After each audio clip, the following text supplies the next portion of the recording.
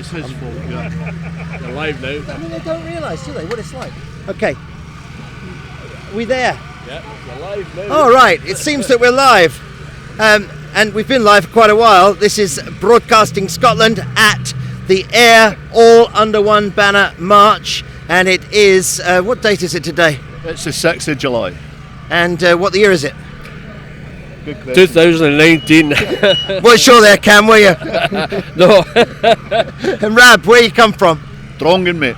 Drongan. Drongan. Wonderful place. That is so. And what brought you here today? We come in with the S-Bikers. All right, I knew that. Now, listen, let's do a little bit of seriousness because we were messing around at the beginning. But last time there was an incident in Galashiels where some persons put some tacks and stuff on the road. It was reported in the newspapers. What was that all about? I haven't a clue, mate. I don't know. It's just obviously somebody that doesn't want the demonstrations and that to happen, or try to sabotage it any way they can. And what? I mean, there was no serious consequence from that. No. But do you think there could have been? Oh, definitely. Could have been, yeah. I mean, it was quite a lot of stuff that was put down, wasn't it? Yeah, as far as I'm aware, but I wasn't there, so I have no experience of it personally. I can only go by what I was told. If you get a tack on a bike and it's going down slow, at the end of the day when you're driving away and that tyre's going down slow, the first corner, you're off. So, how many people were on the bikes that I didn't get to see? Oh, about 200, maybe about 200. At least 200, I would say. And what a lovely day for it here. Superb. Right by the seaside. Sunny sea. Couldn't be better. Now listen, you need to go over there and get an ice cream. Yeah, we certainly will. Thank you very much for your time, very gentlemen. much. See you soon. See you later. Bye. Now, ladies and gentlemen, we've got Francis. Oh, I got my hat back. Because you see, people don't really realise how difficult it is when you've got no hair on your head. Because in the winter it freezes and there's not much in there to freeze. And in the summer you get burnt on the top. So, my husband has the same trouble. All right, Francis, tell us all about now. You're a waspy woman. Waspy woman, yes. And I know you've got a lot to say. In fact, we talked to a lady in Oban a few weeks ago about this issue, but Francis is dealing with all the waspy stuff in this area. Explain to everybody in our Broadcasting Scotland world all about it, please. Well, successive governments since, basically Thatcher, have made decisions about changing the state pension age for women, and they decided to start with women born in the 1950s. But they didn't really communicate it very well. So most women who were born in the 1950s who've been affected didn't know till they were approaching 60, expected to be getting the state pension, and were told that no, you're not getting it till you're, I got mine at 62 and 10 months, which meant I lost £17,500, which is money I really needed. And I'm still struggling, recovering from that loss. Most of our group are going to have to wait until they're 67 to get their state pension when they were expecting it at 60, and they're losing in the region of 40 to 48,000.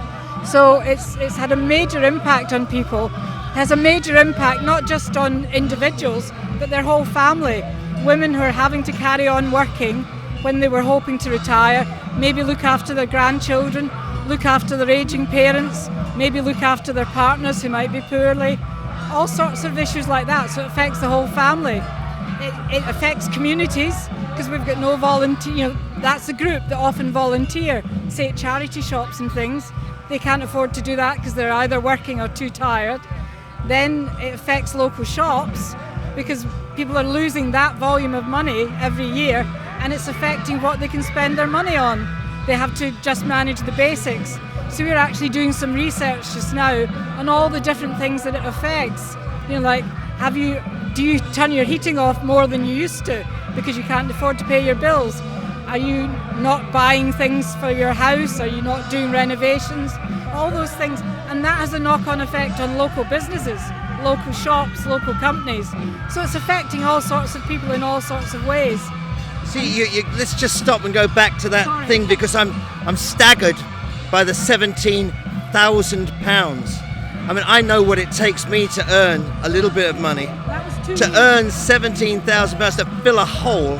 How do you do that when you're in a retirement situation? Well, I just haven't been able to. I had to take early retirement because I was involved in a road accident that left me partially disabled. So I was counting the days to my pension at 60, suddenly discovered I wasn't going to get it. So I ended up having to live partly off my husband, which caused tensions because I've never been dependent on anyone before, but also living But off not tension from him, surely, because he'd love you so much. And he's so easygoing, yes, I know. But no, It's a personal thing. You like to be self-sufficient. yeah, and that's true for a lot of WASPy women, where it's put real tensions on their whole family. You know, some women are actually dependent on their children until they get their pensions now. And you know, it's just had all sorts of knock-on effects with all sorts of people. So you know, I don't know. It's just hard to imagine that anyone can think it's a good business policy apart from anything else. If I'd had that 17,500, apart from the fact I wouldn't have eaten into my savings, I would have been able to adapt my bathroom, for example, because I'm now struggling getting in and out of the bath because of my accident. So, you know, that's a business that's lost out on my... And I mean, you probably need to know that I do know Frances outside this arena, and she's told me some pretty horrific stories about some other folk who've been really damaged by this. I mean, I don't know which one you're going to pick, but maybe you could pick one that would make us, sit up and really take notice that this is a serious issue. Well, it's hard to pick because there's so many, but one woman who's a member of our group didn't realise she wasn't getting her pension at 60. Her divorce settlement was based on getting her pension at 60, so she downsized her house but to a nicer area, so she took on a bit extra mortgage. Suddenly discovered she wasn't going to get her pension at 60, has ended up having to have 3 part-time jobs in order to pay off her mortgage. 3 part-time jobs? 3 part-time jobs. Came to a meeting at my house, and as soon as she sits down she falls asleep. Poor lady. Tired. That's the sort of thing that we're seeing in a lot of our group. People looking after their aging parents and trying to work. People who'd made my very close friend had made a commitment to help her look after her grandchildren so that her daughter-in-law could get a promotion. Couldn't do it because she suddenly realised she couldn't leave her job because she couldn't afford to do it. So it's had a knock-on effect on her daughter-in-law's promotion. You know, it just affects all sorts of people, the ripple effect. So I mean, it's a good job that we're actually far healthier than, say, my grandparents. I mean, by the time my granddad was my age, he'd just about finished. no, but that's one of the points that the argument that the government made about extending the age of the state pension was that we're all living longer. But actually those figures have started to change and drop because after 10 years of austerity, people are not living longer, and the date has now stalled and is actually starting to go down. So, you know, it's affecting the NHS because more people are finding that they're using the NHS more because they're tired, they're poorly, and it's causing intergenerational tension as well because people that thought their bosses were maybe leaving when they were 60 and were lining up promotion are finding that, you know, their bosses are still there, and not only are their bosses fed up about being there and tired, they're holding back, or young people are seeing it as being held back, and that's unfair on everyone. Yeah. But the Tories, particularly the Tories, seem to be encouraging this intergenerational tension, saying that, you know, like stopping the television licence because we have to spend it on young people. You know, I wouldn't mind, but where the money from the WASPy pensions has gone has been to pay off this national debt. And most people don't realise that's where it's been siphoned off, not just by the Tories, but by the Labour government in between, and then the coalition. So all 3 major parties are complicit in this. I think that we need to discuss this further and in a different auditorium because there's so much here, and I know that you've got lots of other people who feel very much. I don't know. We may be able to persuade Linda to do that. We'll have a little chat in the background about that. Frances, thank you very much for talking to me and taking all that time. Thanks for your support. Thank you. Bye bye. So now, who's next? Hello.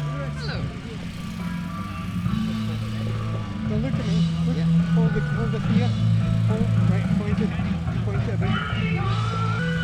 Have you been there by any chance? No, I think we're probably still live. yeah. So we've readjusted the cameras and the microphones. There's quite a lot of House of the Rising Sun in the background. These are very special microphones. You'd be surprised they don't pick up all that stuff really. But it's so hard for us just to hear each other, isn't it? What is your name, ma'am? Bernie. And where Bernie Bailey. Bernie Bailey. Yep. And where are you from?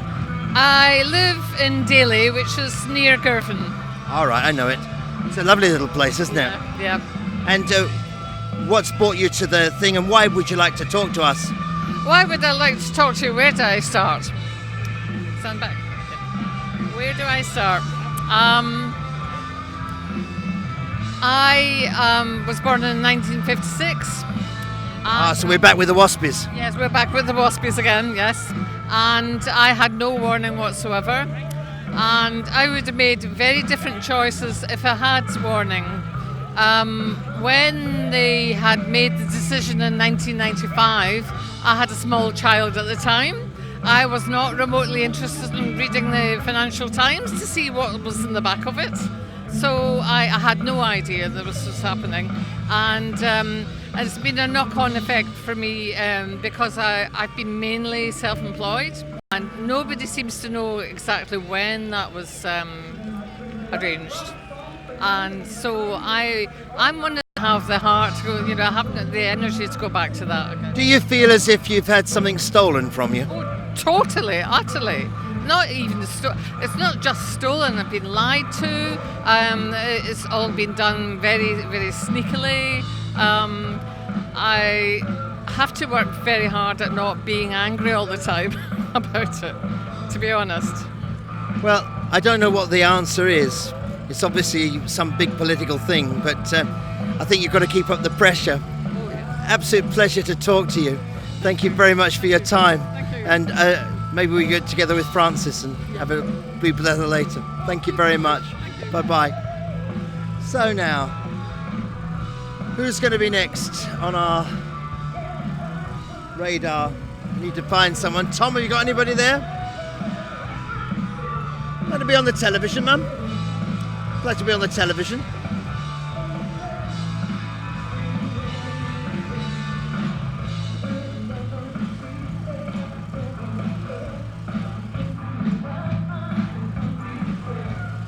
Need to find some other people for the television. No. Tom, the big tall singer, Kevin Gore, he was going over to the back of the stage. He said he would do a thing for us. Kevin Gore. Kevin Gore? Yeah. I don't know if you can find him. Could you find him? Sorry.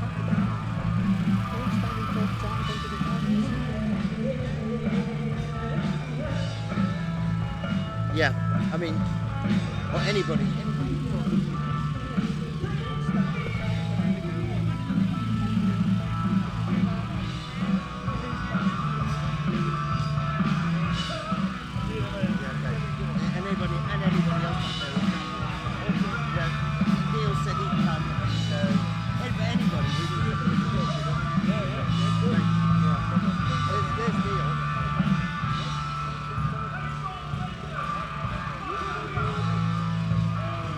Chris McCusker, come and be on the telly.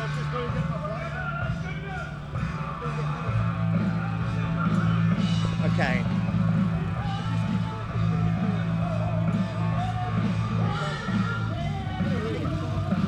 All right. Chris. Oh no, Philippa first.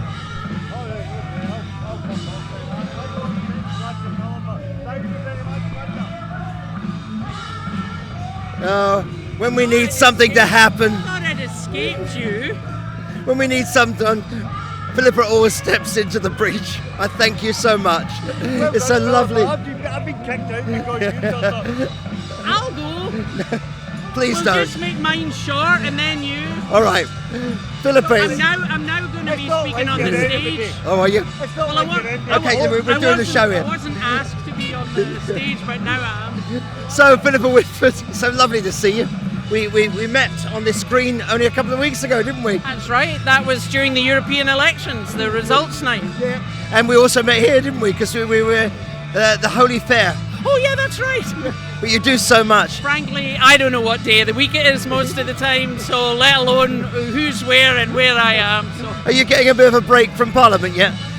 No, we've another till the end of the month before recess. So the new Prime Minister will only come in on the 24th, and then recess will be the following day. So Philippa Whitford's the MP, and down in Westminster for this area, the whole of this area. Well, not this precise patch. I'm one up, so I'm kind of Prestwick and Troon. This Yeah, is well, of Bill course, Grant's because Bill Grant's here, yeah. patch. But Ayrshire's my patch, and it's just gorgeous. And what a wonderful day! And did you happen to catch all the people coming onto the green?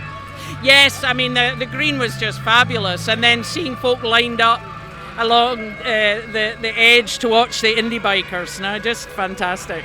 It's wonderful to see so many people turn up on such a beautiful day. But what better could you be doing? There's families here, there's kids here, there's disabled people here, there's folk having picnics. I mean, it's just such a wonderful, inclusive family atmosphere. And I just love it. I mean, it's like plugging yourself into the mains. You just feel recharged. I mean, there was quite a lot of difficulties with this particular piece of ground. This is a piece of ground which is for the common good, and there were difficulties with the council, but they seem to have just about managed to get through them. I mean, what do you think? Because that Holy Fair that we were at the other week, that contained political things. I mean, the SNP were here, there was Air for Independence, there was the Green Party, and yet when it came to this particular thing, this was seen slightly differently, and yet we were doing political things in the Holy Fair. So what is the difference there, do you think? I'm afraid I'm not on the council, so I have no idea what the issues were, so I'm totally not part of organising this. I'm glad if they were able to come to an agreement, because it's great to have something at the end of the march, and to allow people then to go away in their own time or to sit and have a picnic, which lots of people are doing.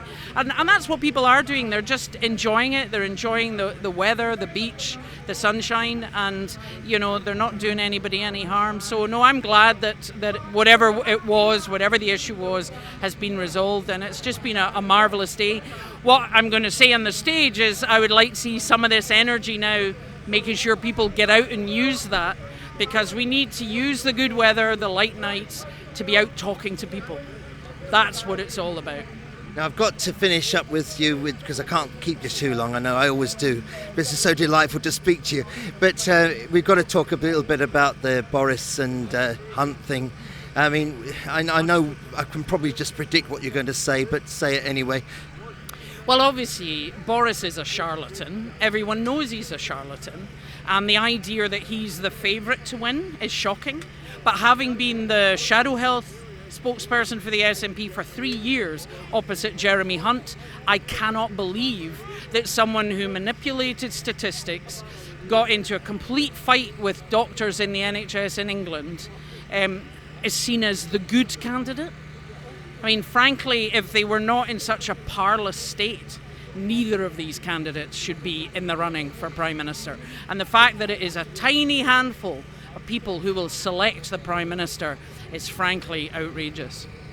And of course, the last thing, the PS on this, was Mrs May's visit to Perth a couple of days ago, wanting to preserve the beloved union. Well, I mean, I would say it's like a marriage. If a husband is just saying, I'm not letting you out, I won't let you leave me, I will burn your clothes, we wouldn't consider that very healthy.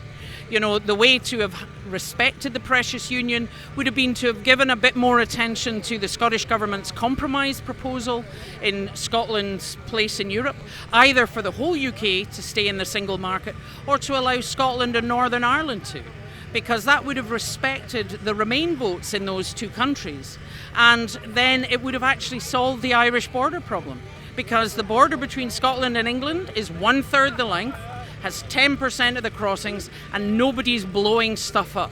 So all that technology that they say will be magic, you can use there.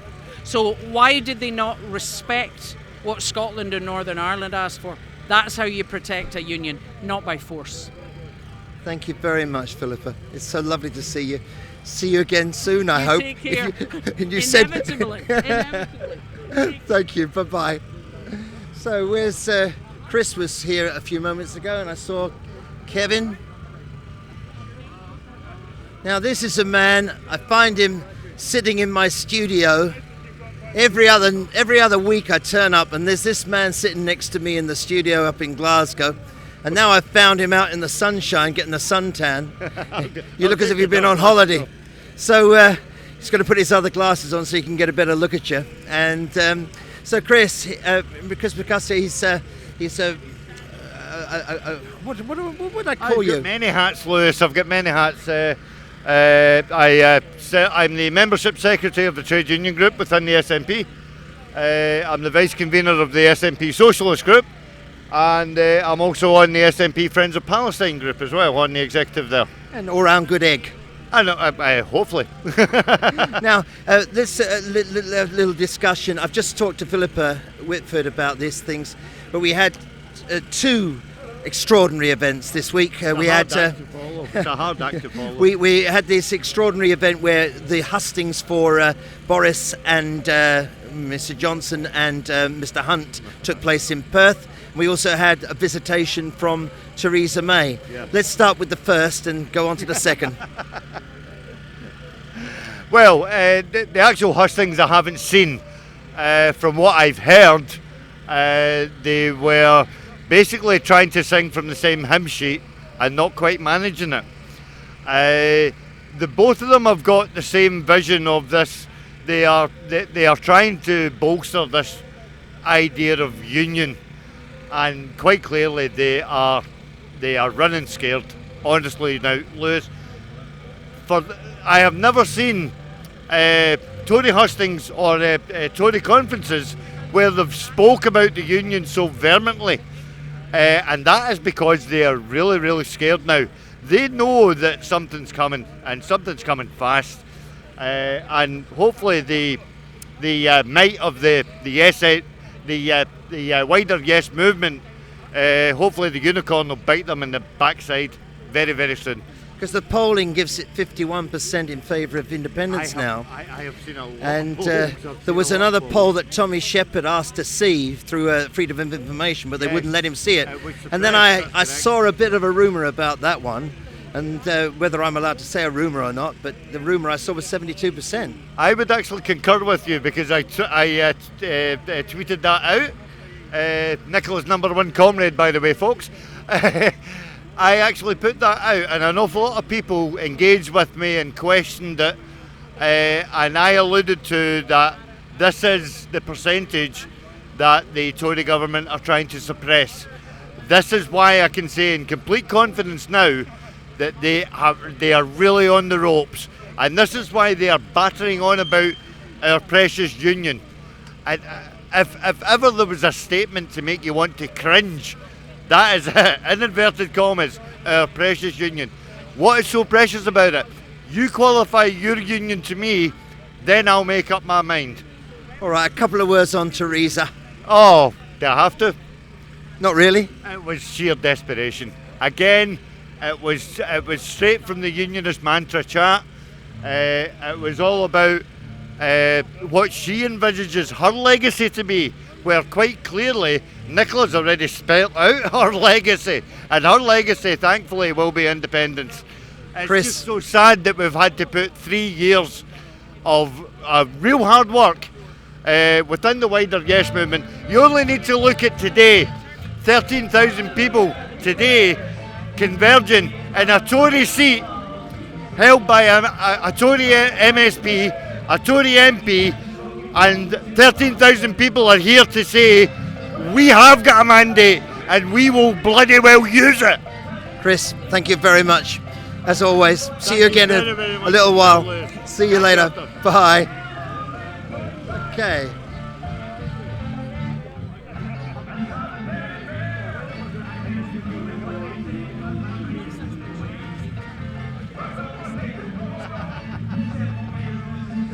Am I going to interview you, Corey? Well, this is a delight. I've got 5 minutes before this guy's finished. All right. Okay. So, ladies and gentlemen, this is one of my favourite people in the world. She's Corrie Wilson, and, well, quite frankly, she's the heart and soul of Air for Independence. She's been the MP for this area, and I mustn't say that. Well, what do you think of today, Corrie? Yeah, no, it's been great. As I say, somebody asked me earlier on. It's just lovely to have this event in my hometown. You know, we've campaigned really hard, and it's not easy in this area. And we've been attending other marches and stuff, so it's just lovely for everybody to come here. And as usual, the weather's gorgeous. It always is in here, so it's been brilliant. A few little teething problems last week. We managed to seem to, well, anyway, it's come together in the end. Oh, there's always teething problems with any event you put on, and it's quite stressful up until that point. But you've just got to go with the flow. Yeah. And lovely people on the stage. Yeah, all the acts have been absolutely brilliant, really good. And what about that moment when everybody came onto the lower green through the entrance up there? Yeah, I mean, it was amazing, especially because up here you're a wee bit elevated, so you could see that all coming. It was absolutely fantastic. And even more so when we came up the Sandgate, when we looked through in the road, you could still see them going back down. Brilliant. So, Corrie, you will see Corrie on Broadcasting Scotland all the time because she's one of the wonderful presenters of the station. And I don't know about the full Scottish tomorrow. After all this, we'll be happy to do it. But look out for Corrie on the full Scottish. Anything else you'd like to say? Just a big thanks to everybody that's come out today and supported it, and including, you know, Broadcasting Scotland, Independence Live. It's great to have that media that will portray the fact that we've been here and what the numbers are. Thank you, Corrie. You're welcome. Love you. See you later. See you later. Bye.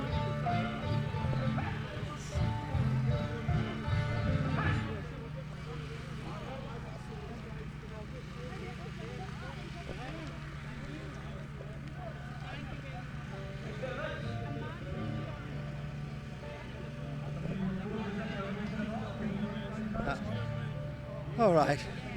I think we've got some lovely people coming up. And I think they were making some music for everybody on the stage a few minutes ago.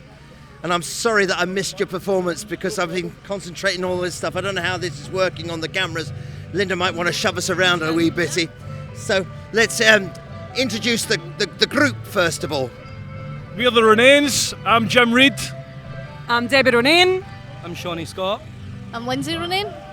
And how many of these things have you performed at? Well, I think we've done about maybe 5 or 6 now. We did march, and we marched from 2014 before the Renains were formed, and it's just a pleasure now to be here and playing for the people.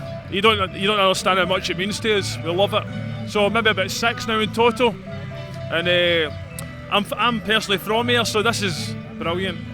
Now, this programme goes out to a lot of people who can't get here today, Okay. and they wouldn't have seen the stage because we don't have a music license, so we can't put your music on the channel. So you need to describe some way or another the kind of music you make. Is it folk? Is it heavy rock, or that kind of thing? Sure, you can do that. Yes, indeed. Well, it is rock, but we put a lot of our songs are influenced by the streets of Glasgow and basically like Scotland as a whole. So like our song "Take It Back" is basically about taking our country back and all the things that are wrong and the cracks that have appeared, obviously with the union and all that. So that's "Take It Back." Got another one called "Prescription Blues," and it's the kind of more side where people are medicating, let's say, and all this kind of thing.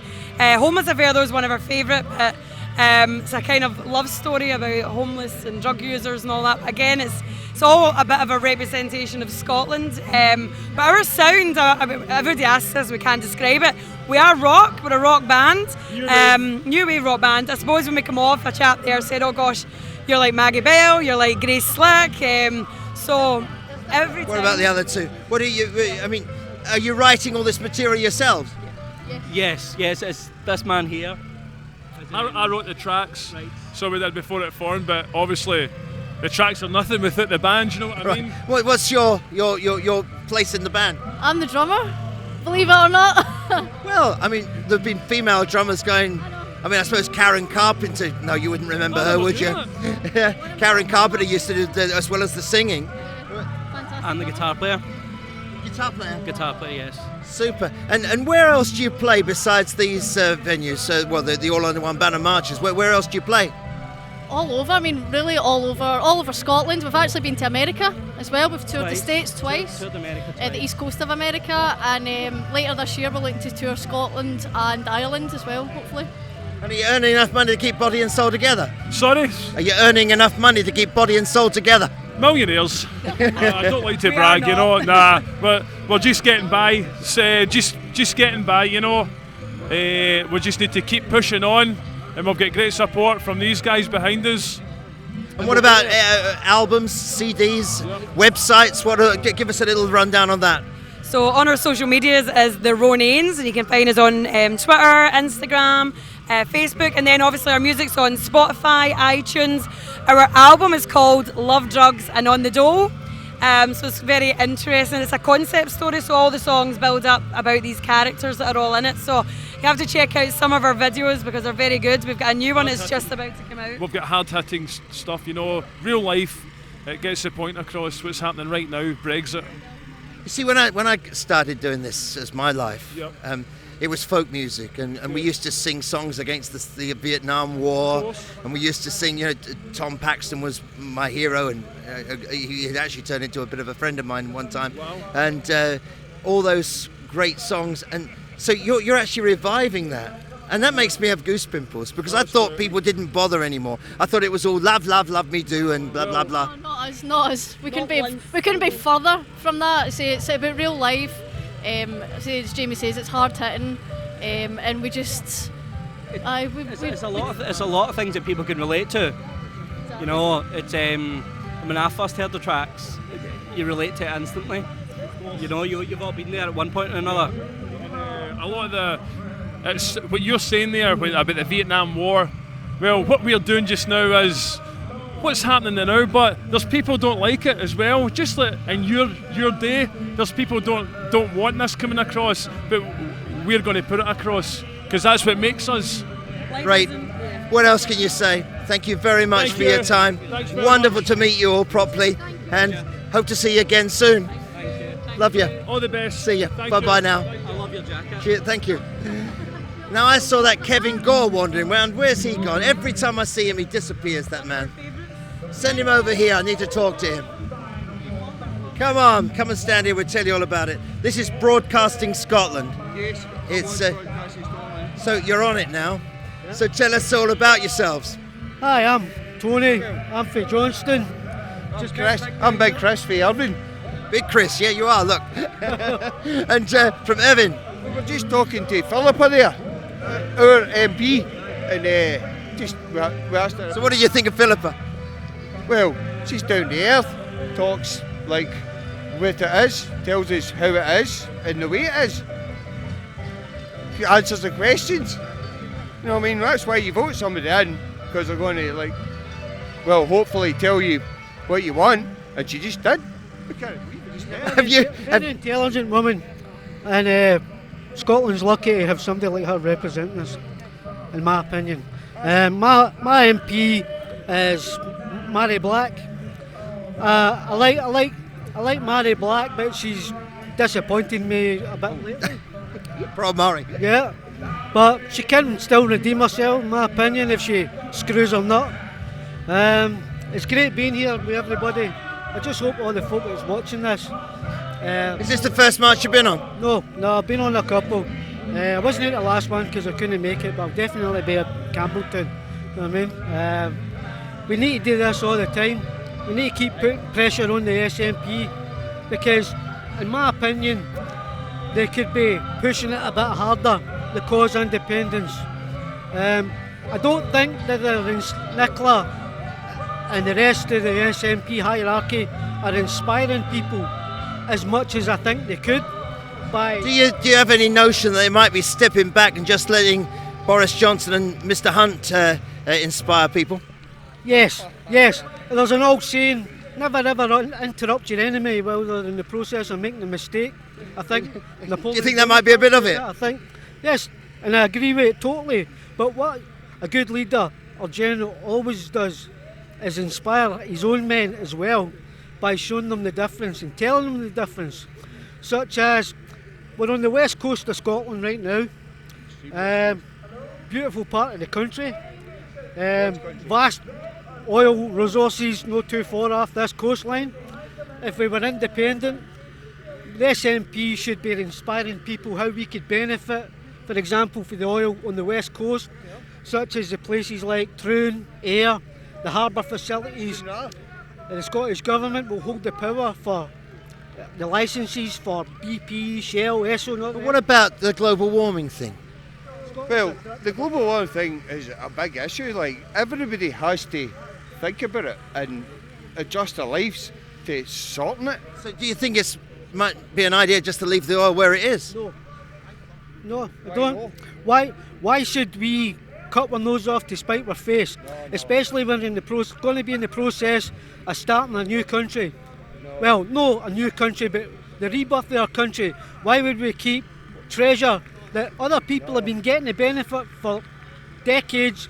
Why should we just keep it in the ground to be You're entitled to disagree, my big friend. No. At the end of the day, right, the oil is one thing that we could benefit, but these days are coming to an end. No, they aren't. No, they aren't. They're going to be sucking oil out of the North Sea for the next 150 years if it's allowed. Well, listen, I think that's an interesting thing because that's a very. We've never had that on our programme before. A little tussle between two people. I enjoyed it. Listen to Gordon Ross, right? And the new ages, like the new renewables, like how do you say it? Like, oil's an old thing of the past. Listen, gentlemen, you go off and discuss that. I'm going to say thank you to you because it was a great debate, and I hope we meet each other another day. We'll be at all the marches, so see you soon. You did, I remember. Right, can I say one more thing? Yeah. Right? The way to inspire people with the benefits of independence, just through the example of the oil industry. The Scottish Government, whoever they are, Labour, Tory, SNP, I don't care, as long as they're representing the people in the nation of Scotland. They're going to be handing out the exploration licences. So they can say to the chairmans of Shell, BP, Esso, all the rest of them, yes, you can search for oil in our waters, and the provision that you get your oil rigs built here, you get your supply vessels built here, and when they're done, you get them decommissioned here. We shouldn't be going all touching on green energy. We shouldn't be going all the way to Spain or Korea to get windmills built. When there's engineers leaving this country in droves to go and find work like that elsewhere, when they should be getting it here, right? And we're never going to get it here. Okay, it's wonderful. Thank you very much. I really do appreciate everything, and I like a bit of passion. Good luck to you. And we got to get Kevin on because he's got to go something else. You can't defeat the truth. It's true. See you again next time, gentlemen. Love you all. Both. See you. Careful behind you. Kevin. Kevin, it's lovely to see you. Oh, look, my friend from Canada's here. Hello. Kevin Gore, nice to see you. Lovely. You've just been in my daughter's city in Basel. I was, this, I know you come were. this side. If you can interview Kevin if you want. No, I can't. No. I believe you had a really good time in Basel. You certainly went down really, really well. Well, it's a beautiful city, actually. Did your daughter tell you the story of why I was there? I think I did hear it, but you're going to have to remind me about it. Right, again. okay. Well, I think there was a lecturer who came in to one of the places I play in Edinburgh. I was doing a gig. Right. And he bought my album called The Yearning, and there's one of the songs that he really liked that's called The Freedom Fighter. Yes, I know it. So they studied it in his class. And then he brought the class over. They were in Edinburgh for a holiday, school outing thing, but an extra holiday. And they came in to the bar and they heard me singing. I had to sing the song again. And then about 6 weeks ago, they emailed me to come over as a surprise for the lecturer. It was a leaving thing because we're all leaving school. Wonderful. So I was surprised at and went and sung the Freedom Fighter. So I got a holiday as well. So there you go. Absolutely wonderful. And I had all the kids in the class singing Independence Day. So there you go. June, thank you very much for that. You're very welcome. Lovely to see you, Kevin. I will too. catch up with you later. Lovely to see you Thank you again. for your guest celebrity appearance. You're very welcome, and I look forward to seeing you in Campbellton. I hope We'll be you'll there. be there too. In Hamilton. Well, if you ask, I'll be there yet. All right. You've just been up. Okay, that's great. Isn't it lovely all the things that happen here? Cheers, Andy. Bye-bye. So, Kevin, I mean, you've just been interviewed. You don't need to talk to me anymore, really. But go on, give us a bit. You know, a lot of people have seen you sing. I saw you at Bannockburn last year, and where else? I don't know. You were in Dumfries, so were you in? I saw you at Edinburgh, didn't I, last year? Can't remember yourself. I didn't do Dumfries, but I've been most places in Scotland, with either All Under One Banner or Hope Over Fear, or something Unicorn. Can't quite remember their name. Sorry. Unchain the Unicorn. That's it. Right. And you do. I mean, you write a lot of very good songs. They're in a folk style, something that I understand and recognise. How long have you been writing? I've been writing probably 15 years at least. Yeah, I did a song quite successful a few years back that was called The Yearning, and it went on to an advert for Canon cameras, so that spurred me on to keep writing. But I'm a folk musician at heart, so for me, folk music is about there's a lot of traditional stuff out there about what happened in the past, and which is all well and good. But folk music for me is singing about what's happening at the moment in terms of social justice, and well, something that's dear to my heart is obviously independence. So that's something that spurs me on to write about as well. See, I noticed you on the stage there, and you were first up, and your songs that you chose were fairly heavy material, but you really did have the crowd. I mean, the song you've written about Independence Day, that's getting very popular. I've heard that many places now, and sometimes they played it on the tannoy when you weren't there. Yeah. I was fascinated by the fact that you could just stand up there and give them something that's yours, not something from the big time media, not on the necessarily from the BBC because it's been in the pop charts. How do you feel about that? Well, I think I'd like to see more of that, actually. I mean, other artists as well who are getting up and writing about the independence movement when it comes to doing these rallies, or songs that are to do with social justice, or maybe just old Scottish traditional songs to do with independence, because that's what people are here to listen to, I think. And when you were a wee loon and you were thinking, what inspired you to get the guitar and start to do that? Oh, that place up there. It's called Buckland's Air.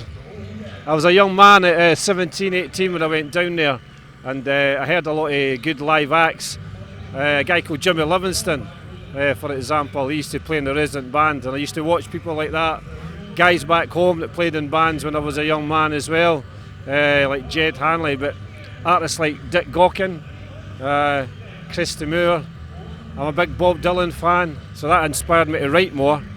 But my family were all musicians as well singers anyway. My mother and my grandfather, especially my grandfather, liked to sing folk songs. So yeah, inspiration came from everywhere. Just something I've always been in my blood. It's something I've always wanted to do, and I make a living out of it, which is I'm honoured that I can actually do that. Well, I wish you every success and continued success, and hope to see you again in the not too distant future. Well, thank you very much, Kevin. Thank you very much. All the best. Pleasure. Thank you. Bye-bye. All the best. Cheers. So, there's Kevin Gore. If you want to buy his album, it's called The Yearning, and I'm sure you can find him if you look him up on Spotify and all those Tesco's Mobile or whatever it is, all these different iTunes.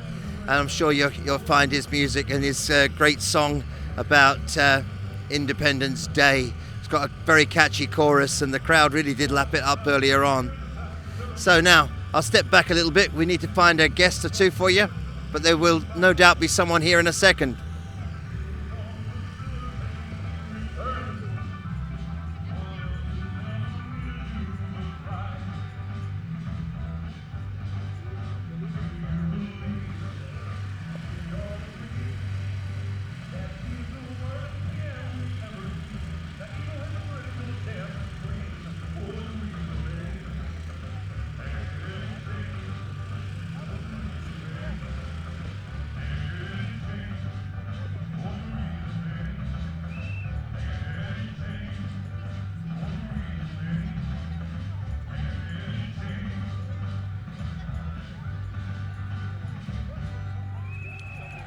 Okay, I think we're going to be saved by the bell because Neil is coming over, Neil Mackay, and he's the man who started the All Under One banner movement, and here he is, right on cue. Thank you very much. Lovely to see you. Great to see you again. And what do you think of today so far?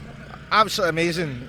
What a day. I mean, it's such a beautiful summer's day. Weather in Scotland, as you know, any time of the year can go very sour. To put it Come on, it's always glorious It's here. always glorious, but this is amazing. What a day. See Aaron and the turnout and the atmosphere. It's the atmosphere, it's the energy, the vibrancy, the whole thing. Second to none. Absolutely, we're really impressed. Everybody really well behaved, and what a turnout. About 13,000 people. Brilliant. And I got to tell you that when Sean Mellon told me the route that we were going to do, that was from the race course down through the middle of the town, over the river Aire. And yet today, why didn't Sean think of that, walking along the seafront?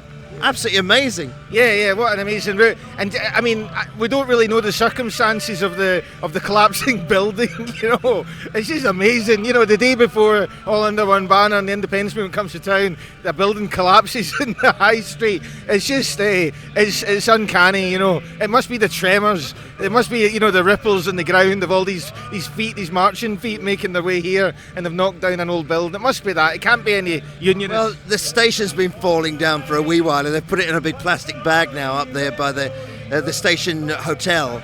And then last night when I was in Aire town, I saw the policeman standing there, and I was kind of wondering what that was about. And when I asked about a little bit, I was wondering if it was something, because it seemed to me that people are still living in the building. Really? Aye. Do you think that's a wee bit strange? Yeah, a wee bit strange. Were they wearing like orange vests and things like that? And not as far as I heard. Right, okay, that's interesting to know. How do you think the days went, to turn it back on yourself? Well, I thought it was magnificent to go along to the car park where it started, down at the bottom end of the parade. And when I saw everybody coming up the road, I was filled with warmth.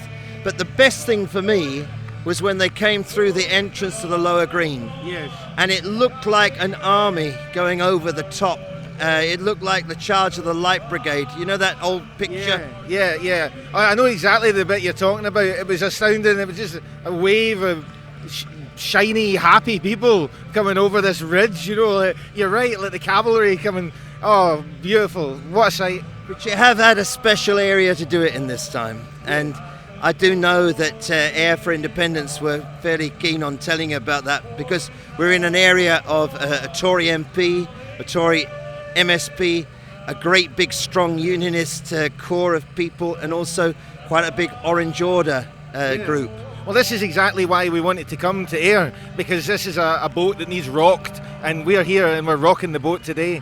And I wanted to choose a location like Aire to contrast with the Unionists, the Orange Order Parade, the Battle of the Boyne annual parade, which is their main event in their annual calendar, and that's actually today as well. So it's to get that contrast between dark and light, negative and positive, looking at the future, looking at a past, destructive, creative, you can name it, you know, but we really are in an energetic battle for Scotland here, and it's very clear to me who's winning it.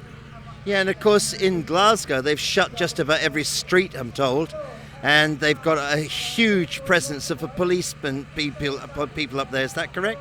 Yeah, that is correct, and the amount of antisocial behaviour that will follow on with that is astounding, really, considering. I don't know what numbers they had there today. I know the last 2 years, one year they had 8,000, one year they had 4,000. They're totally entitled. I'm not against them. I mean, I'm against, sort of hate speech and all this kind of stuff. But I'm not against another tradition doing their thing. That's absolutely fine. But the numbers comparative that they get to the number of arrests and violent incidents, it says it all, really. It's all about power over the people of Scotland. We're all about power for the people of Scotland, and that's the crucial difference. Certainly is. I think that from my perspective, it's been lovely to be a part of this, and I thank you for letting me be a part of it. What about the next? We got, because obviously you can't just leave it here. We've got to go on to the next thing. What will be the next thing? Well, the next thing is they're every 3 weeks now up until Edinburgh. So in 3 weeks' time we're at Campbelltown, which will be fantastic, you know. And that's a very small little place out on the peninsula, isn't it? Oh, absolutely, yeah. That's taking us right down the bottom to the Kintyre. You know, there's only really a couple of ways to get there. Obviously, you can go the bus route or driving, and it's quite a long route, or you can get the ferry over to Arran and then another ferry to Campbelltown. Either way, you're right. It's right on that peninsula, and that'll be fantastic. I think we'll get at least a few thousand people there. Again, this kind of spirit, this kind of atmosphere. After that, we'll go on to a much bigger, much more bolder event. I mean, that's very bold in a different way, but more typical of all under one banner, will be going to Aberdeen. Of course, Aberdeen being the oil capital of what used to be the oil capital of the world, they said, didn't they? But do you think you're going to get a different response there, because you've got so many international people there who live there because of the oil? The house prices are very, very inflated all around Aberdeen, right up to even Elgin. The effects there. Yeah. So, do you think that might bring a different crowd, or do you make it different in any way? Well, everywhere we go, I mean, one of this key criticisms that the sort of unionists hit out as is it's the same people going to all of these events. I've never heard so much nonsense in all my life. Wherever we go, yes, you do get a core support going, but by far the majority at any event, any location, is the people from that area, and that's a fact. When we go to Aberdeen, what's interesting about Aberdeen is that, don't get me wrong, what you said is so true, but house prices have fallen dramatically in the last couple of years with the oil slump and everything like that in prices.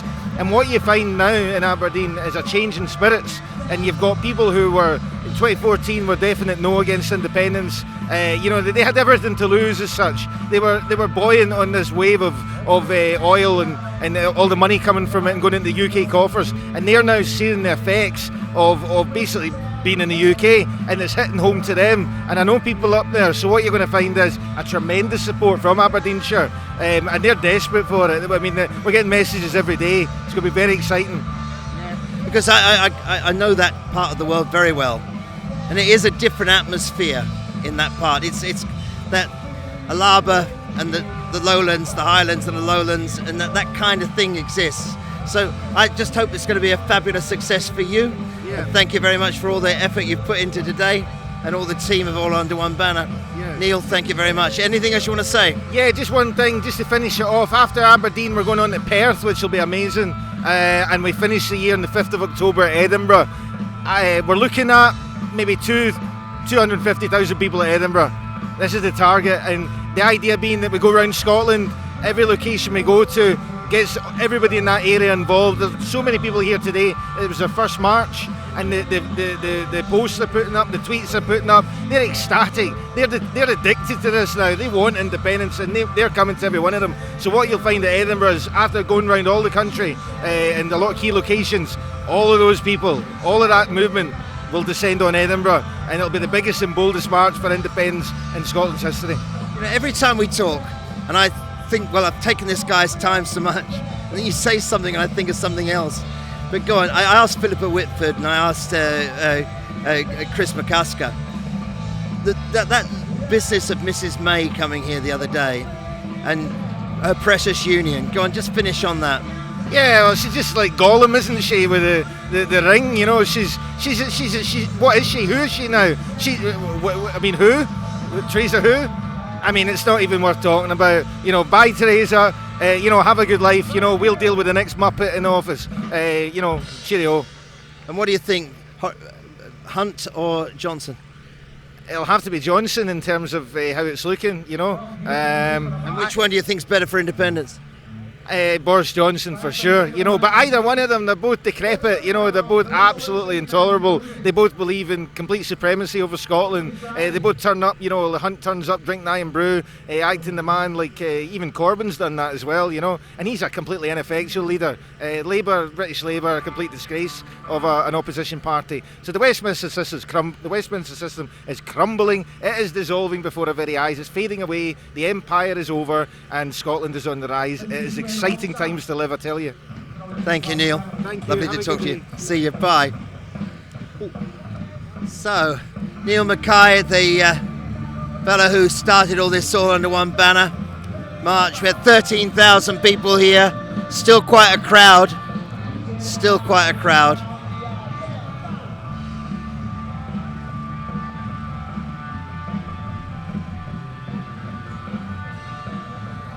Now, here's a friend of mine, Marco Rinaldi. What do you think of it so far? Oh, I think it's been fantastic today. Absolutely brilliant. I'm from New Cumnock, only about 30 minutes from here, and seeing the turnout down in our area, it's fantastic. To me, it's independence inevitable. I mean, I travelled down in the bus from New Cumnock to here. It took about an hour and a half, 2 hours, because there's roadblocks.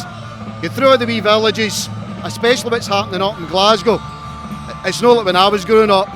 Not one Union Jack, not one nothing flying. And then when you see this, it's just amazing. And I do think Ayr has put on one of the all the marches been great, but Ayer's managed to capture it good. Because you went via Drongen, didn't you? No, but luckily, no offence to Drongen, but we through Turboton and some of the other wee villages where traditionally you see some support. Yeah, because Drongen used to put the flags out, didn't they? Well, Drongen's, don't want to say too much, Drongen's a nice place. That's all I'm going to say about that. And what do you think about the situation we've had this week with Hunt and Boris Johnson coming up and Theresa May and all this stuff? Personally, I think they're running scared, and I think it's an insult anyway when they come up with Iron Brew and I was done with fish and chips. It just shows that they don't know Scotland. Even if they were genuine about wanting to save the Union and they think they're equal, they're not really showing it. And really, I think it doesn't matter who gets into power. Scotland's on its way. I think there's just enough. I think Nicola Sturgeon and SNP from 2014 have proved that they're the government of Scotland just now. They're working for both no and yes voters. Some of the yes voters maybe think that she's trying to save the Union because that's some of the debates that go on. But if they take a step back, no, she's doing what's best for Scotland, and it's inevitable. It is independence. And I think the Yes movement itself helps prove that, because we're all diverse. I mean, I met Pat Lee today. First time I've met him, I've been friends with Pat on Facebook for ages. And as he said, he caught me out like yourself, Lewis, with an interview that I didn't really want to do. But it's true what Pat says. We differ in lots of how to get to independence. But at the end of the day, the final destination that's the main result. Going back to the SNP, I mean, they've been doing staggering things, haven't they? I mean, last week there was this £10 per child. Anybody under 16, all the children get it. I mean, that's a policy and a half, isn't it? Oh, it's fantastic, but our media, that's the sad thing, we don't really see it in the media. We read about small snippets of it, but it doesn't get trumpeted when something good, something. If you watch STV and other channels, it's always a negative story first about Scotland. Which, yes, there will be negative stories, but it's getting beyond a joke now, and I actually think even down south they're beginning to see it as a bit of a joke, and I know it's up to them what they want to do. I just keep wondering when the English people per se as a nation, I mean, and everybody else, I just wonder when they're going to wake up to their own media and realise just what's happening. See, there was another policy that the SNP just put forward, and that's to help the new first-time buyer folk get onto the housing ladder by giving them quite a heap of money. Yep, and again, how many people know about it? As I say, I don't know many people that talk about it or know about it. It's as we know, it's SNP bad. But I think, as you see here, I mean, the mix in here, I've been at Glasgow, Oban the other time as well. I mean, the mix is astonishing. I mean, you've got SNP, you've got Liberals, I think people don't believe the full political spectrum's here. I mean, perhaps maybe some of the Tories, they maybe don't just get a show, but there definitely some Tories are for yes. There's no doubt about that. And I think I've seen one of your interviews before. That's the important thing for once we get independence.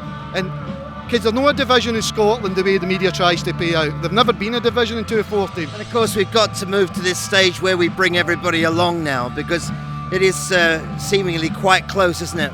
Well, they say close. My own personal view, I think if we called it tomorrow, we'd win. And people say that's biased, but I've said it for years that it's maybe a daft logic. I just think if you go for 2014, do basic arithmetic, You had the 1.4 million yes voters. I believe each one of us has got somebody we know personally to switch to yes. Now that alone puts us in the majority. Them have got Brexit, them have got other people that were soft-nosed, and they're beginning to realise we won the line in 2014, but it was going to happen. And really, I think even if I'm not publishing that, the poll, I think they know. And as I say, but again, we can't be too complacent about it. We just have to wait and see how things go. And so there's one last thing I say to you.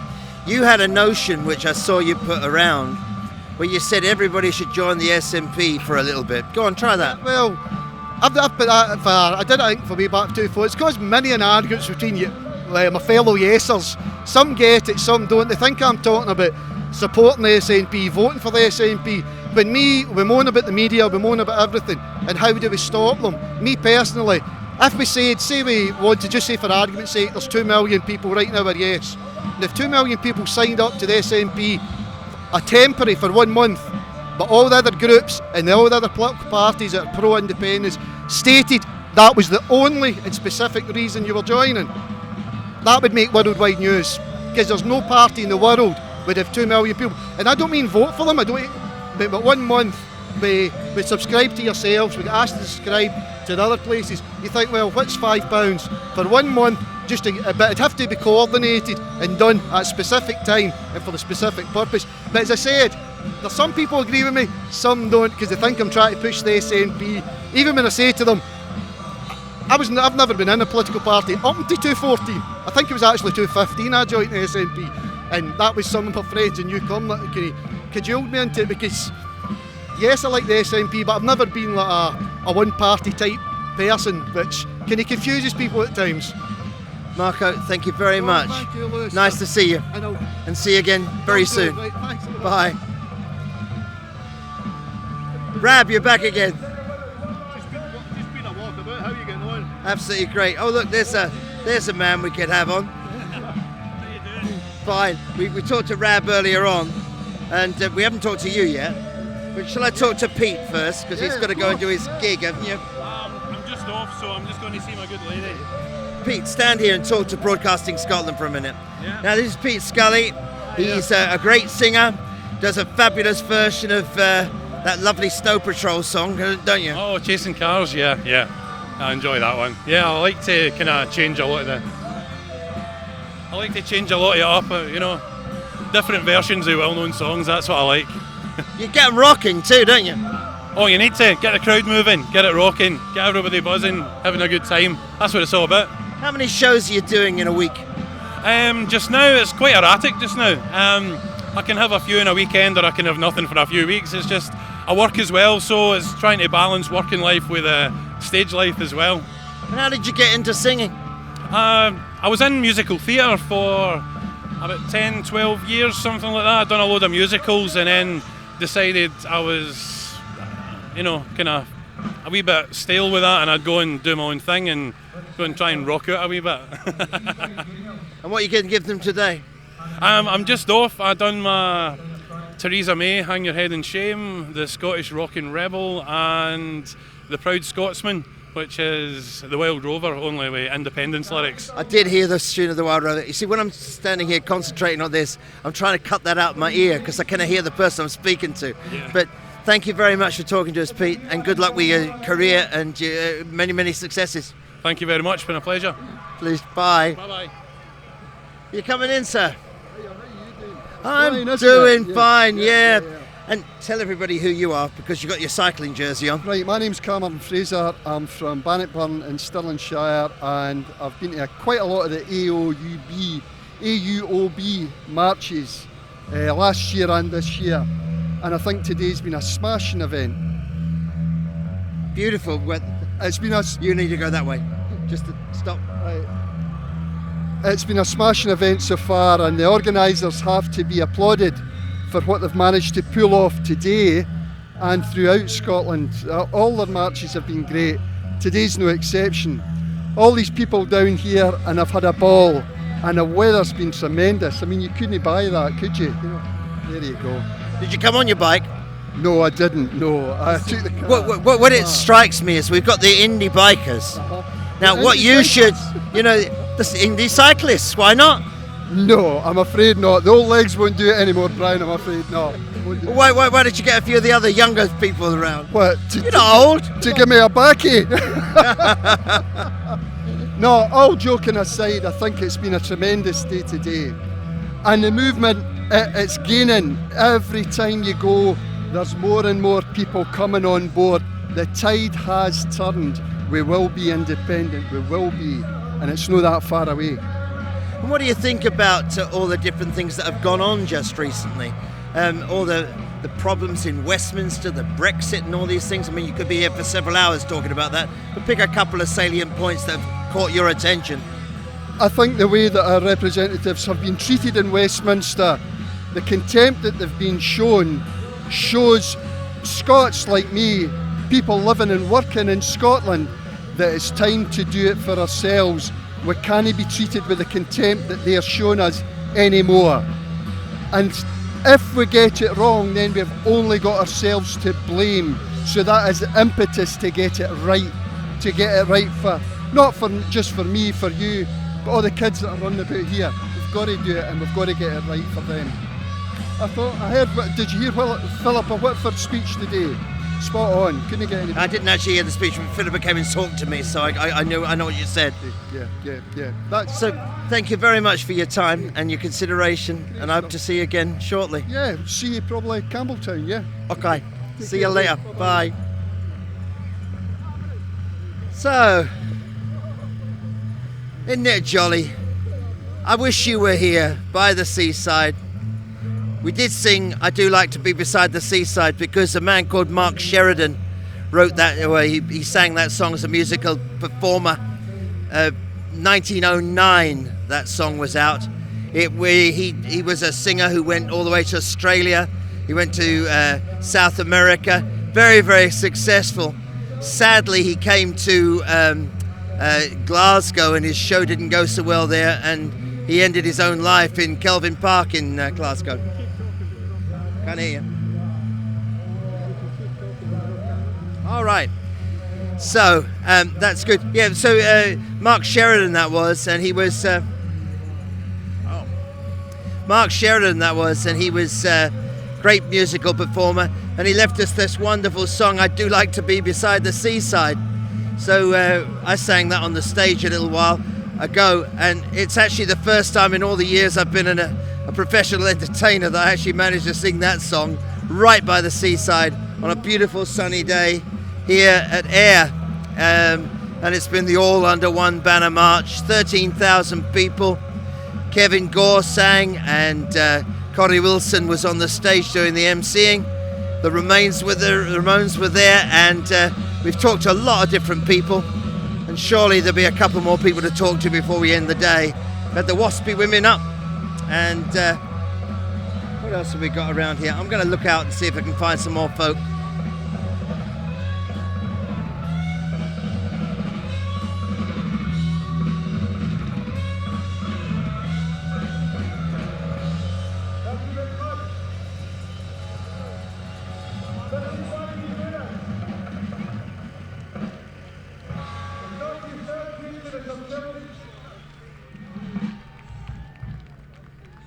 This is our last song, and it's called Let Me Be.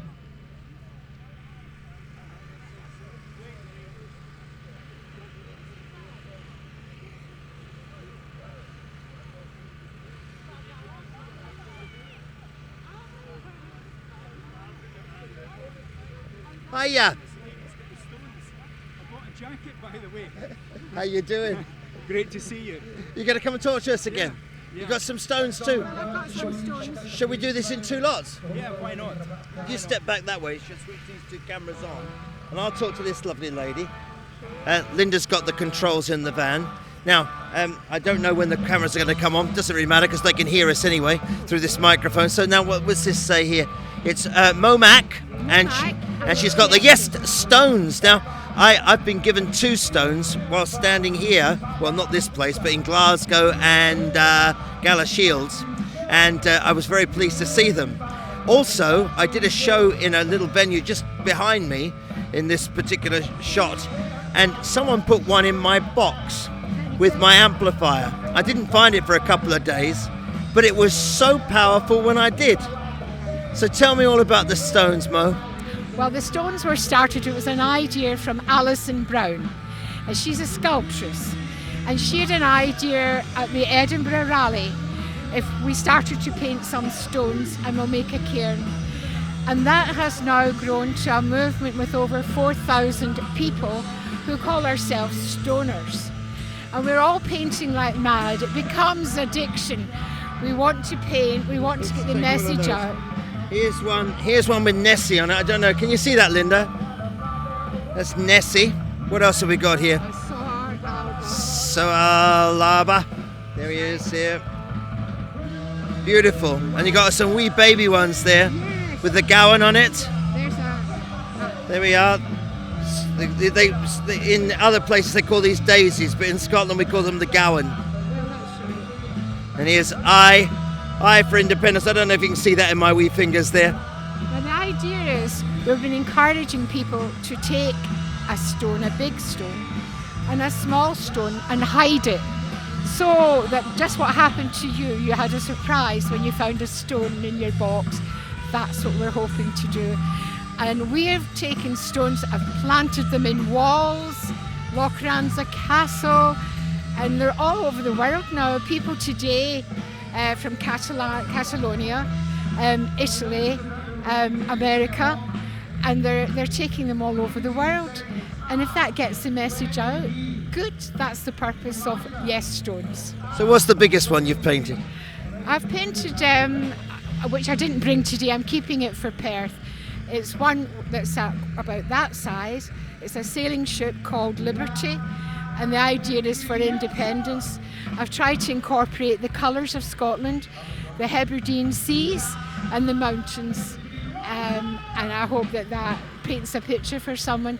But I'm not really very clever as a stone painter, but I'm learning, and you learn from other people, you pick up ideas. And some of the work today there, none of these were mine, these are ones I'm taking, but the work that's been carried out today is incredible. And I'm sure you've got some people who are really fine artists and other people who are maybe not artists, but they get in and do it anyway. Oh, absolutely. The quality of some of the workmanship just leaves me breathless, and it encourages me and it inspires me to want to do better. And the more I do, I've been working like a Trojan for the stones I brought today, and I'll be doing the same for the next one I'm going to is Perth. So I'll be really busy, and it's a great hobby. It's time consuming, but time flies when you're enjoying yourself and you're doing something for your country, for our goal of independence for Scotland. Yeah, I saw one way out in the country. It was laying by a gate in just in a field, and I thought, wow, they got that one there then. And another place was last October on the stage at the Edinburgh March. Someone put one there, and I thought, wow. I was at the Edinburgh March, and at that point we hadn't gotten the stone group together. We've now got the T-shirts, we've now got the flag, and we've now got a mobile cairn that we'll be able to bring and set everything out. And I think that will grow and grow. And the number of people that we have inspired today who said, oh, I couldn't paint. And when I tell them my story, they end up saying, well, I'll give it a try. I've even got one lady who said she was a no supporter. And I said, well, you're still welcome and you can have a stone. And when I told her a wee story about why I wanted independence, she was so moved. She's now a yes. Hey, Mo, I'm not going to let you say anything else because that's such a place to finish your conversation. Absolutely. Thank you very much. It's Lovely of nice you to talk to me. Okay, Thank you. You're welcome. Bye-bye. Now, here's one of my pals from previous editions. You've written your dissertation here, sir. I don't know if we'll get time to read this out, but if you want me, I'll read it out. See how far we get. Yeah, okay, right. Just to say that the end game of bluff is being played out by the combined unionists. They are weak and they know it. A swashbuckling stand is being shown to the Scottish Government. With threats and warnings, point-blank refusals is just hot air and more bluff. Behind all this, the unionists are hardly disguising a hatred and contempt for Scotland and all things Scottish, including its people. The bullying and threats are no longer working to frighten us. 300 years of pushing the Union Jack down our throat has now left us feeling sick. Do you want me to read more or leave it? Okay. What to do next? Well, a Section 30 order is what it is, a fake blocking measure. Like a long time ago, they introduced the 40% rule. I think it was 1978.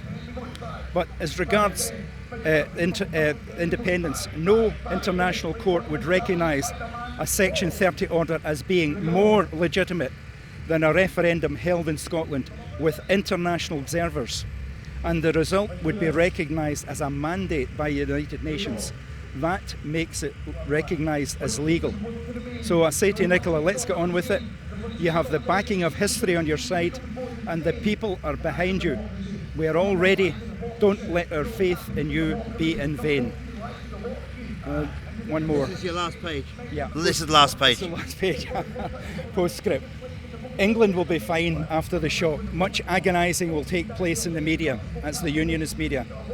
But what the unionists and others don't understand is the Scottish-English relationship has been one of colonial bullying, patronising visits by royals and VIPs who clutch iron brew or fish suppers at one end, the other end snobs who wear a bit of tartan and visit Highland Games before wiping out vast numbers of wildlife species like genocidal maniacs with their blasting shotguns, grinning like hyenas. That's as far as I've got. Well, it's wonderful that you actually brought a script to us. I mean, so much of what we have to do is made up on the hoof and asking people's questions.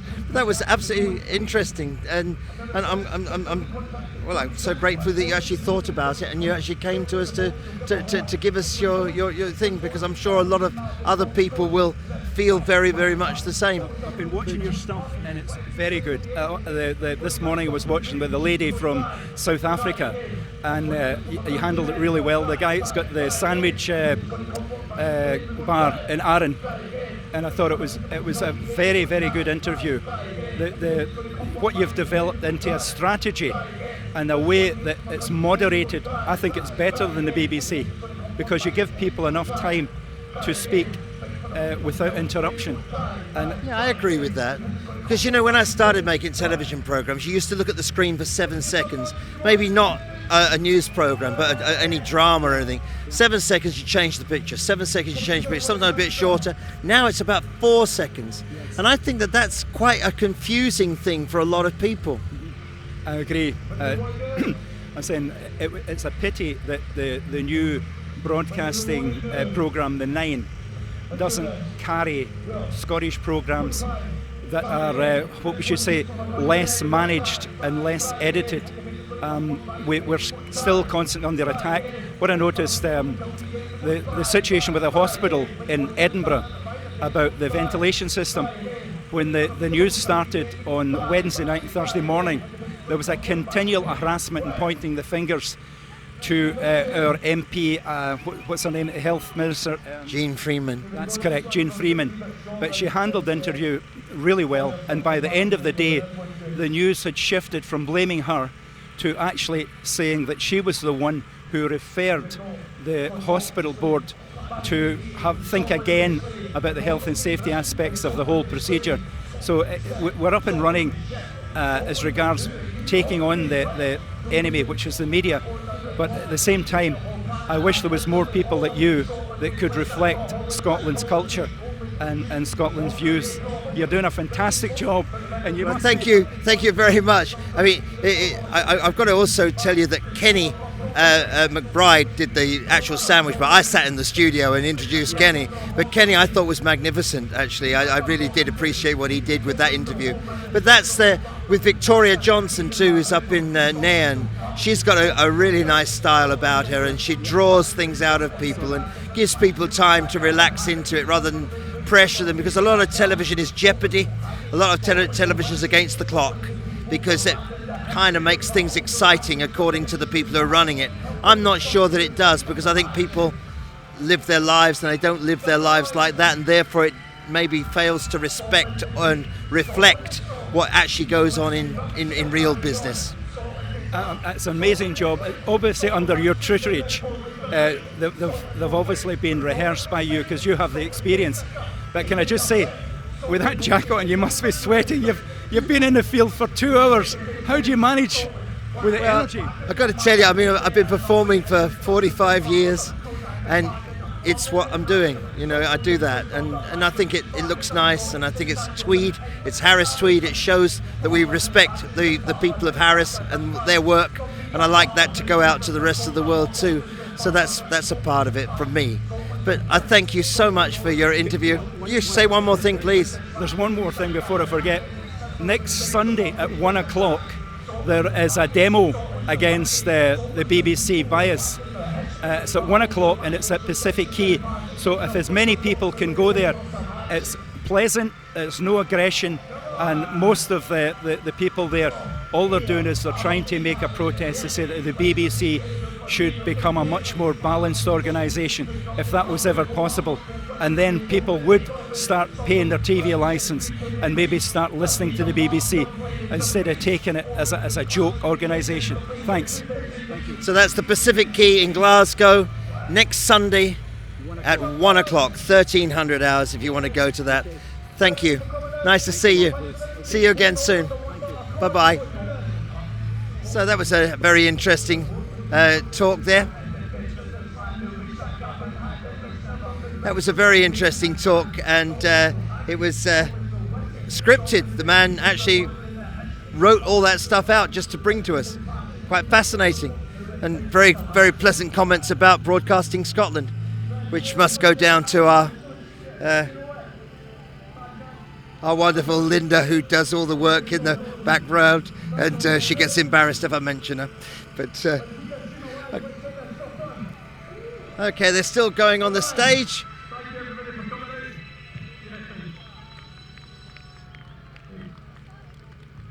Crowd's thinning out a bit now, but it is 5:10 and people started the march.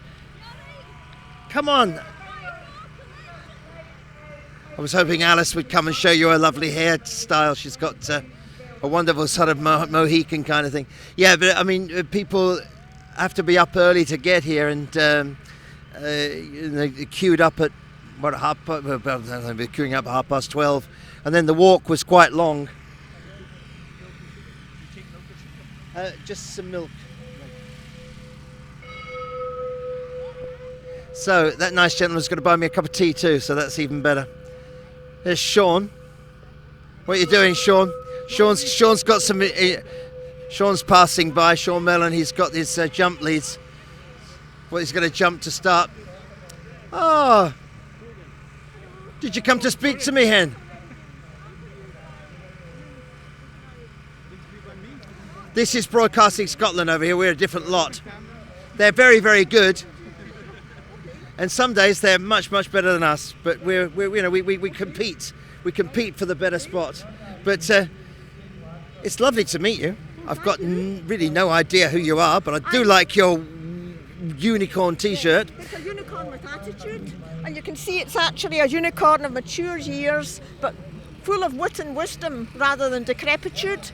And she's got eyelashes which show you she's a female unicorn, and she is the logo for Pensioners for Independence, and I'm Mary McCabe, the co-convener of Pensioners for Independence. Well, it's lovely to meet you. Now I'm going to show you my credentials here, because if I take my hat off, I get a wart right on the top of my head there.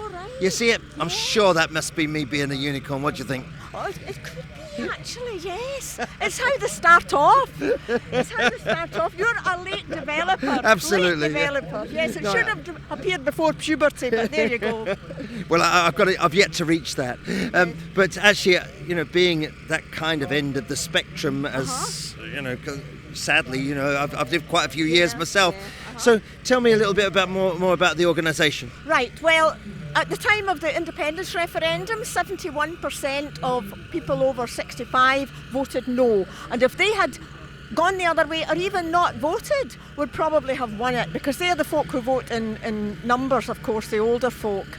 So we formed Pensioners for Independence to tell these older people, who are people like ourselves, that they've got nothing to fear from change. Actually, our generation is not a conservative generation. We are the baby boomers who shocked our parents, went into drugs, dropped out, wore miniskirts and long hair. And you didn't. We did indeed. And so we're just them growing up. So there's no way, we're pushing at an open door to convince our fellow baby boomers that they have nothing to fear from the changes that independence will bring. It can only be good for us to actually take decisions for ourselves and have people govern us who live among us and know us that way, and who also we elect, and so we can get rid of them if we don't like them. That's not a scenario we've got at the moment. And of course, people of an older age actually benefit extraordinarily under the Scottish government currently. Well, the bus pass, which takes you all over Scotland, every kind, even the big bus that's full of coffee and stuff that takes you up to Inverness, even right up to Shetland, any bus, if it looks like a bus and quacks like a bus, you'll get it on the pensioners' bus pass. Whereas So how old do you have to be to get the bus pass? 60. I could have had one a long while ago. Did you never apply? Never thought of it until you told me. It's wonderful. How about other people? Do they not know this? I would have thought most people would know about it. Well, actually no. I have a friend who's a lawyer, and she's in her 70s, and she didn't know about it because she's always just taken her car. But it's actually so much. I mean, I've got a car, but for long distances, it's much more relaxing to get in the bus, not to think about the fare. Just let somebody else drive you wherever. So that's one benefit, and of course the other benefit comes in the care that some people require at the end of their lives. Right, we get free care. But you know, once you're needing full-time care and so on, personal care, free personal care, you will not have to sell your house. You get free personal care. That was brought in at an early stage in the Scottish Government. In fact, that was brought in before the SNP took over. And by the way, Pensioners for Independence are non-party political. We have people from all parties and none as part of us. We're nothing to do with the SNP. All right. So are there any other things that?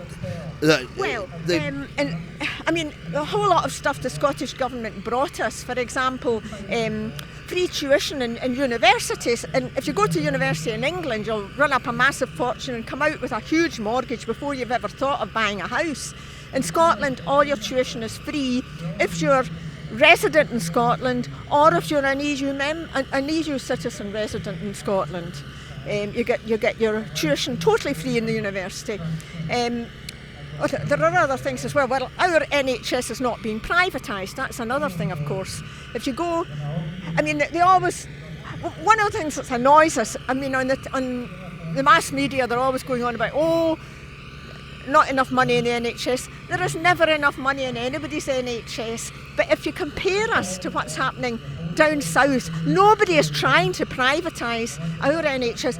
Another thing, generally, Scotland is averse to privatisation. Our water is a public resource, whereas there was a big scandal recently I think was it in London, somewhere down in the south of England, where the sewage was getting into the water, and it was because it was a private company that wasn't bothering to. It was putting profit before health, basically. That doesn't happen here because the water is a totally public resource paid for by the taxes.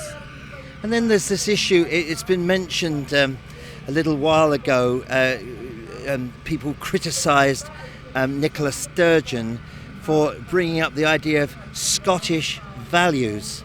Now, personally, where I stay, there's still a lot of those wonderful Scottish values. Do you think that the older folk are the repository for this, or do you think it's passing on to the youngsters, or what? Well, values have changed through the 20th century, of course. I mean, values in the UK generally passed through Thatcher, and the Thatcher regime did a whole lot to values, and not in a nice way.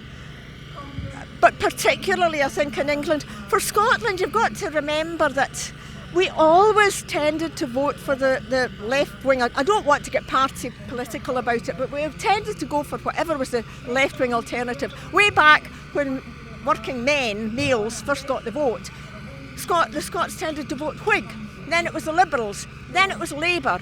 There was a wee period in the 1950s, just after the Second World War, when the Scots did vote Tory. But after that, they went back, and all through the Thatcher years, all through the rest of the time, we voted for whatever the alternative was. It used to be Labour, it's now the SNP. But if we had got independence at the beginning of the 20th century, the only time we'd have had a right-wing government was that wee bit in the middle of the 50s. We naturally go, one of our values is community value rather than individual. And I think that is a value that... You've said it all. Yeah, well, obviously there are lots of folk in England who go for community values, lots of folk in Scotland who are as selfish as can be. But I think the tradition in Scotland has been to try and, for the community to try and support the weak, whereas in England the dominant tradition has been more, success is a mark of the individual, and you try to make yourself... So look, thank you so much. And I love it. It was very fascinating. And can I join your club? How do I join your club? You just give me your email address and we'll put you on it. Okay, I should do that. There's no fee. All right. If you're of pension age, and just give me your email address and tell me whereabouts you live, because we put you in a postcode area. Okay. Nice to talk to you. Have a great day for the rest of it. Love you. Okay, I'll find you. All right, Sam. Oh, is it going to be Fiona? There's a gentleman here called Sam, and he's being a very good gentleman because he's letting Fiona come first. And we love Fiona Cameron. She's one of the great stalwarts of the All Under One Banner movement. And go on, give us the lowdown of today. Oh, the day's been brilliant, lovely day. Good turnout, right beside the beach. Yeah, air's done us proud. Did you bring your bucket and spade? Not this time. Maybe you should have done. What about now? It was quite another tussle to get this, but it's all gone off pretty well. Yeah, so, what do you think about all the tussle in the middle? Well, it seems to be just the way that it's going to be from now on, from the looks of things. Well, we're prepared to do whatever it takes to put these events on, so they can throw what they want in our way, and we'll still go ahead and do it. Of course, if they do throw things your way, it does actually provide a bit more publicity. Yeah, it does, yeah, that's it. It gives that, no such thing as bad publicity, is there? Yes, so, I mean, do you actually think, you think to yourself, well, I wonder if we did this, we'd get that? No, never. I mean, India F2 is on the way, so we're expecting things to be thrown in our path and that, but it won't stop us from doing it. We know what we're doing, we've been doing it for 5 years, and we'll continue to do it. And how are the police here? The police have been fine, yeah. They're quite happy. And what about South Ayrshire Council? Well, I've not had a lot of involvement in the organising, but yeah, there has been quite a few last minute things, shall we say. Not to mention the high street being shut last night. I mean, how did that happen? Well, apparently there's an unsafe building, but who knows? We'll see if it's open tomorrow. Did you? So that meant that you didn't actually manage to go right through the centre of the town? There was a last minute change because of the unsafe building in the high street, but it doesn't matter. You can't miss 13,000 of us, can you? What did you make of that? I'm not to push you that hard. I couldn't possibly say. All right. So, anything else you'd like to tell us about this magnificent day today? No, it's just been absolutely brilliant. The people of Ayr have made us very welcome, and we've been really glad to be here on such a beautiful day. So, hopefully Campbelltown will make us as welcome as well when we go there next. So, we should sing I Do Like to Be Beside the Seaside.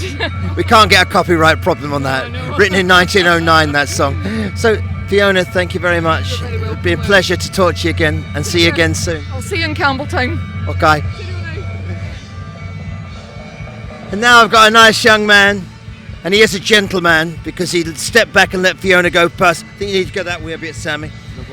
So tell us all about yourself. Now, we wanted to talk to you up at Oban, but the time disappeared and things happened, and it does happen, doesn't it? So tell us all about what you do here. So I'm basically a youth activist. I'm involved in quite a lot of campaigns, but Scottish independence is one that's very close to my heart in terms of it's a campaign that allows everybody to take part, whether you're young, old, able-bodied, disabled, whether you're English, Scottish, you don't even need to come from Scotland to take part. It's all about bringing those powers back to the people. And how long have you been involved? Well, we're going. How long I've been an activist? I've been an activist. My first protest was in a buggy during the Iraq War protests, where my granny and granddad took me on the protest, and I was privileged to wear that badge today that says. So it says we don't back this war with Iraq. So it's quite an old badge, but you've kept it. Yes, I've kept it because it still rings true that I don't back any of the illegal wars that Westminster brings us into, and that's one of the main reasons why I seek independence, because we're a peaceful country that wants the best for its people and the best. So what do you think about all that stuff with Trident sitting in Scotland? So I don't agree with Trident one bit. We need to get rid of it, and the sooner we get rid of it, the better. They say it's used as a nuclear deterrent, but there's only two aspects. Someone attacks us, and we retaliate. In that case, it wasn't a deterrent. Or in the case we fired it first, and in what case it wasn't a deterrent either. So the argument for Trident is totally null and void. And how many people does it defend us from? Because how many countries have nuclear weapons? Well, I don't agree with being part of NATO because it is a big boy club where they all have nuclear weapons. But at the end of the day, if it comes to that where we need to use nuclear weapons, it hasn't acted in its main principle, and that is it's a nuclear deterrent. If someone attacks, they're going to attack. Yeah, and why would they attack Scotland? What would be the reason? So the only reason they would attack Scotland would be that we're attacked to Westminster, and it's been Westminster have used foreign policy to invade another country and bring that on ourselves. Because Scotland as a country had never been at war. Whereas Britain, through my full existence, have always been at war one way or another.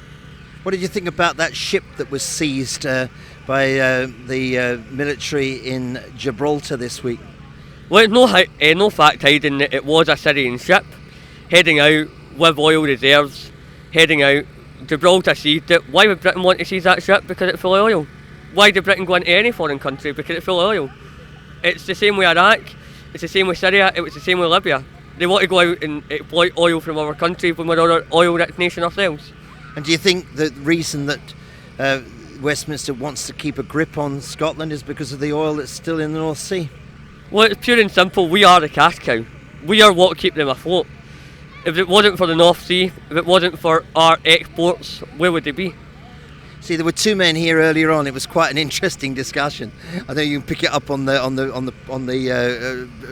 catch up later on. But there was one man, quite a short man, and then quite a tall man, and they were talking about the oil. And this gentleman was talking about the oil that's off the west coast of Scotland.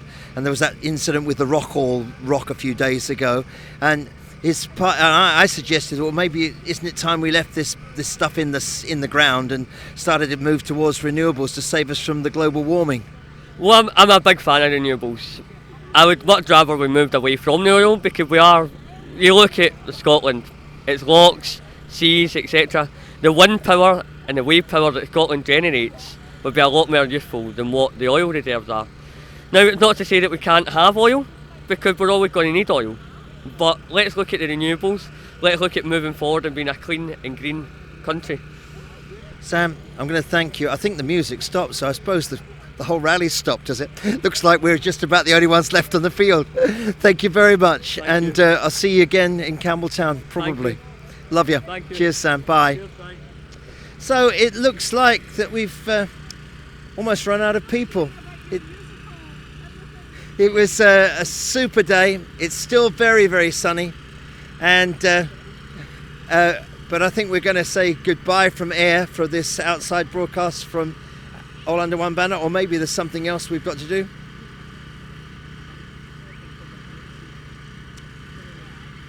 So we're just going to give you a minute. You can look at the scenery as they're pulling the stage down, and we might have one more little bit for you. Not quite sure, but you know that's how we are here. No, we're going to give it a wrap now. So, ladies and gentlemen, thank you for watching our outside broadcast from air. The All Under One Banner March. It had about 13,000 people. Wonderfully warm and generous crowd. They enjoyed all the musical acts that were on the stage, and it was an absolutely tip-top event. Thanks for watching. Should be back Monday evening with at 7, broadcasting Scotland at 7. But tomorrow morning I'm sure there'll be something in the way of the full Scottish. What it'll be exactly, can't tell you yet, but tune in and see. It'll be a surprising, wonderful surprise, I'm sure. Thanks very much, and thanks to Linda in the van and Tom who helped us today. Bye-bye.